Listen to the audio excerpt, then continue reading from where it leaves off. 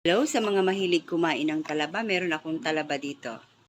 Our talaba are low in calories, yet loaded with nutrients, including protein, healthy fats, vitamins, and minerals na kailangan ng ating katawan. Yes, kailangan natin itong linisin at kailangan na nating lutuin para makain na natin. Go!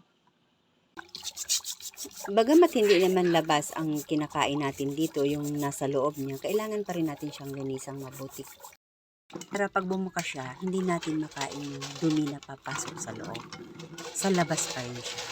After ng cleaning, isasalang na natin to guys. Bali, ang luto natin to steam lang. Tapos, magpe-prepare tayo ng mamaya ng suka na may sili para sa kanyang sausawan.